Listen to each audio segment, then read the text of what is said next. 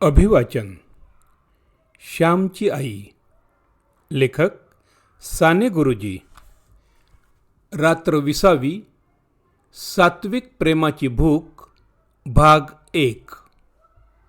अभिवाचक स्वर अनिल सोमणी. सात्विक प्रेमाची भूक भाग 1. काय सुरुवात करू ना रे गोविंदा? श्यामने विचारलं. थोडा वेळ थांबावे, ते म्हातारबाबा अजून आले नाहीत. तुमच्या तोंडचा एकही शब्द गमावला तर त्यांना वाईट वाटते, गोविंदा म्हणाला. इतके काय असे माझ्याजवळ? साध्या गोष्टी मी सांगतो. वेडे आहेत लोक झालं, श्याम म्हणाला. तुम्ही सांगता ते तुम्हाला चांगले वाटते म्हणून सांगता की नाही? का तुम्हालाही ते टाकाऊ वाटते? स्वतःला टाकाऊ वाटत असूनही जर सांगत असला तर तुम्ही ते पाप केले असे होईल, ती फसवणूक होईल. आपणास जे त्याज्य व अयोग्य वाटते ते आपणास लोकांना कसे बरे देता येईल? भिकानं विचारलं. शिवाय लोकांची श्रद्धा असते तर ती का दुखवा? त्यांना तुमच्या ऐकण्यात आनंद वाटत असेल म्हणून ते येतात, येण्यास उत्सुक असतात, गोविंदा म्हणाला.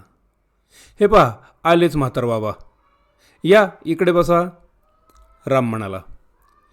इकडेच बरे आहे, असा इथे बसतो, म्हातार बाबा म्हणाले. श्याम, करा सुरुवात आता, राजा म्हणाला. सारी मंडळी उत्सुक झाली. श्यामची कथा सुरू झाली. त्याची हृदयंगम मुरली वाजू लागली. मला माझ्या वडिलांनी आमच्या गावापासून 6 कोसांवर दापोली म्हणून एक गाव आहे, तेथे इंग्रजी शिकावयास ठेवले. मामांकडे मी दिवे लावून आलो होतो. थोडे दिवस घरी वेद वगैरे शिकत होतो, परंतु वडिलांनी इंग्रजी शिकविण्याचे ठरविले. 1-2 इयत्तांइतके माझे शिक्षण झालेले होते. दापोली मोठा सुंदर गाव आहे. तेथील हवा फार आरोग्यदायक आहे. तेथून समुद्र 4 कोस दूर आहे. दापोलीस खूप मोठमोठी मैदाने आहेत. एका काळी येथे इंग्रजांची पलटण होती, म्हणून दापोलीस कॅम्प दापोली असे म्हणतात. या कॅम्पनंतर काप असा अपभ्रंश झाला व हल्ली काप दापोली असं म्हणतात. तसं पाहिलं तर माझा तालुका इंग्रजांच्या ताब्यात इतर महाराष्ट्रात आधी गेला. नानासाहेब पेशव्यांनी आंग्रे यांचे आरमार इंग्रजांच्या मदतीने बुडविले. फारच मोठी चूक होती ती. आंग्र्यांच्या आरमाराचा इंग्रजांना पायबंद होता. इंग्रजांच्या व इतरांच्या आरमाराचा आग्र्यांनी अनेकदा अरबी समुद्रात पराभव केला होता. शिवाजी महाराजांनी मोठ्या प्रयत्नाने आरमार उभारले होते. पूर्वी मराठ्यांचे एक होडकूही अरबी समुद्रात फिरकत नव्हते, परंतु या महापुरुषाने आरमाराचे महत्त्व ओळखले होते. ज्याचा दर्या त्याचे वैभव, हे सूत्र त्यांच्या राजनीतीत सांगितलेले आहे. परंतु नानासाहेबाने इंग्रजांच्या मार्गातील ही अडचण आपणहून दूर केली. इंग्रजांनी आंग्र्यांचे आरमार नाहीसे करण्यात जी मदत केली, त्याचा मोबदला म्हणून जो मुलूख मिळाला, त्यात बाणकोट वगैरे दापोली तालुक्यातील बंदरकाठी गावे होती. परंतु ह्याच तालुक्यातील वेळास गावचे मनसुबीची तलवार गाजविणारे नाना फडणवीस ह्याच तालुक्यात स्वातंत्र्यासाठी आमरण झगडणारे, स्वराज्य हा माझा जन्मसिद्ध हक्क आहे व तो मी मिळविणारच असे सांगणारे केसरीचे संपादक, गीता रहस्याचे कर्ते लोकमान्य टिळक यांचा गाव. त्याचप्रमाणे सामाजिक गुलामगिरीविरुद्ध बंड उभारणारे, 3 मुली घेऊन हिंगण्यास आश्रम काढणारे महिला विद्यापीठाचे संस्थापक कर्मवीर कर्वे हे याच तालुक्यातील. स्वाभिमानी विश्वनाथ नारायण मंडलिक व गणित विशारद रघुनाथ पुरुषोत्तम परांजपे याच तालुक्यातील. दापोलीच्या आजूबाजूला जंगलही खूप आहे. सुरूचे दाट जंगल आहे. त्यातून वारा वाहू लागला म्हणजे समुद्राच्या गर्जनेसारखा आवाज कानांवर पडतो. काजूची झाडेही पुष्कळ आहेत. उन्हाळ्यात लाल, पिवळे, शेंद्री हे काजू झाडावर हंड्या झुमरांसारखे डोलत असतात. दापोलीच्या आजूबाजूची गावे म्हणजे सृष्टी सौंदर्याची माहेरघरे आहेत. दापोलीची इंग्रजी शाळा त्यावेळेस मिशनची होती. दापोलीचे छात्रालय एकेवेळी मुंबई इलाख्यात गाजले होते. मिशनची शाळा टेकडीवर होती. आजूबाजूला कलमी आंब्यांची झाडे भरपूर होती. फारच रम्य दिसे शाळा. या शाळेत मी जाऊ लागलो. अभ्यास सुरू झाले. दापोलीहून माझं गाव 6-6.5 कोस होता. पायाचे मी एवढे चालून जाईन की जाणार नाही याचा मला आत्मविश्वास नव्हता. परंतु एक दिवस चालत गेलो व आत्मविश्वास आला. त्या वेळेपासून मी दर शनिवार रविवारी घरी जाऊ लागलो. शनिवारी दुपारी 2 वाजता शाळा सुटली की मी घरी निघावायचा व दिवे लागेपर्यंत घरी पोचावायचा. रविवारचा दिवस घरी आईच्या प्रेममय सहवासात घालवावयाचा व सोमवारी पहाटेस उठून 10 वाजेपर्यंत पुन्हा दापोली शाळेत यावायचा. एका शनिवारी मी असंच घरी जावयास निघालो. त्या दिवशी मी जरा खिन्न व दुःखी होतो. जणू मला जगात कोणी नाही असे त्या दिवशी वाटत होते. माझ्या ठिकाणी लहानपणापासूनच ही वृत्ती आहे. कधीकधी एकदम मनात येते की खरोखर कोण आहे आपल्याला या जगात. हा विचार मनात घेऊन अनेकदा मी रडलो आहे. काही कारण नसावे व एकदम डोळे भरून यावे, हृदय सद्गतीत व्हावे असे अनुभव मला आले आहेत.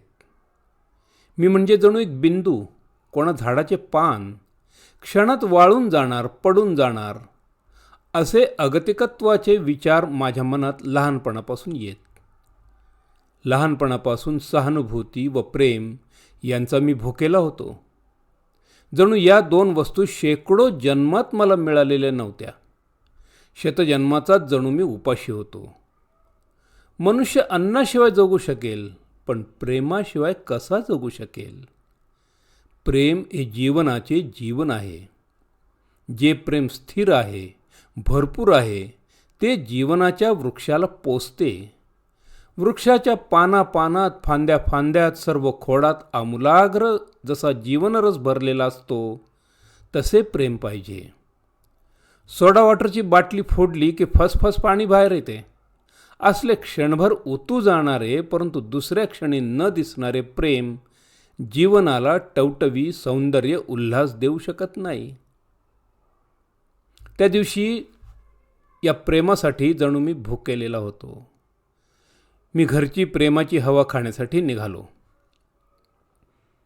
लोकमान्य टिळक म्हणत असत, मी सिंहगडावर 2 महिने जाऊन तेथील शुद्ध व स्वच्छ हवा, स्वातंत्र्याची हवा खाऊन खाली येतो. ती हवा मला वर्षभर पुरते. माझीही जणू तशी स्थिती होती. दर 8 दिवसांनी घरी जावायचे व घरची प्रेमाची हवा खाऊन यावायचे. या हवेवर प्रेमहीन जगात 8 दिवस राहावायचे व घरी जावायचे. त्या वयात मी प्रेम घेण्यासाठी भुकेलेला होतो. परंतु आज मला समजते आहे की प्रेम घेण्यापेक्षाही प्रेम देण्यात परम आनंद आहे. पण अंकुराला जर तो लहान असता, प्रखर उन्हात वाळू दिले नाही, जळू दिले नाही, त्याला पाणी घातले, सुकू दिले नाही, तर तो अंकुर पुढेही छाया देईल. मोठा होऊन हजारोंना प्रेम देईल. ज्यांना वाढत्या वयात बाळपरमी प्रेम मिळाले नाही, ते लोक पुढे जीवनात कठोर होतात. त्यांनाही जगास प्रेम देता येत नाही. मनुष्य घेतो तेच देतो. मी रस्त्याने जात होतो. मधून डोळ्यातून पाणी येत होते. या 6.5 कोसांच्या रस्त्यावर वाटेत कितीतरी खेडी आहेत. एके ठिकाणी वाटेत जंगल आहे. करंजणी गावाच्या जवळ वाटेत एक विहीर लागते. त्या विहिरीजवळ मागे रस्त्याने रात्री जाणारे एक संबंध लग्नाच्या लग्न अदृश्य झाले होते असं सांगतात. या विहिरीजवळ येताच मला भीती वाटू लागे. मी राम राम राम राम राम म्हणून असं म्हणू लागे व पळतच सुटे. जंगल आले म्हणजे वाटे या जंगलातून वाघबीग तर नाही येणार. मी त्यावेळेस 12-13 वर्षांचा होतो. फार मोठा नव्हतो. वाटेत मला तहान लागली म्हणून विहिरीत उतरून मी पाणी प्यायलो. ही घोड विहीर होती, म्हणजे घोड्यांना आत उतरून जाता येईल अशा मोठमोठ्या पायऱ्या त्या विहिरीला बांधलेल्या होत्या. जणू बाजूने केलेला जिनाच.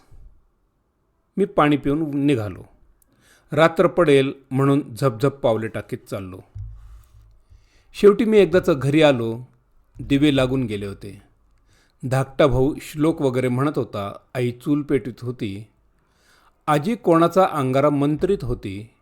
कोणाला दृष्ट लागली तर या माझ्या आजीकडे अंगारा घेण्यासाठी लोक येत असत. ती आंब्याच्या पानावर थोडी राख घेऊन येई व मंत्र म्हणत आजी ती राख बोटांनी चोळीत असे. मग ही राख नेऊन ज्याच्यावर दृष्ट पडली असेल त्याच्या कपाळाला लावायची. मी अंगणात दिसताच अण्णा आला, अण्णा आला असे धाकटे भाऊ आनंदाने जय जयकार करू लागले व मला बिलगले. मी घरात गेलो. आई म्हणाली, उशिरा का निघालास? जरा लवकर निघावे की नाही? बाहेर रात्र झाली. मी म्हणालो, माझ्याच्याने चालवतच नव्हते. जणू गळून गेल्यासारखे वाटत होते. मग कशाला बरे पायी आलास? पुढे संक्रांतीस यावायचे. आई म्हणाली, आई मी तुला पाहण्यासाठी आलो. तू माझ्याकडे प्रेमाने पाहिलेस की मला शक्ती येते. ही शक्ती घेऊन मी परत जाईन. असं म्हणून मी आईला बिलगलो व रडू लागलो. आईलाही रडू आले व भावांनाही रडू आले. आईने आपले डोळे पुसले. तिने आपल्या पदराने माझेही डोळे पुसले. हे कडक पाणी घे व पाय धु. थांब, थोडे तेल लावते, मग वर कडक पाणी घे. असं म्हणून आईने माझ्या पायांना तेल चोळले. ती माझ्या पायांना तेल लावित होती व मी तिच्याकडे पाहत होतो. मला त्यावेळेस किती आनंद होत होता.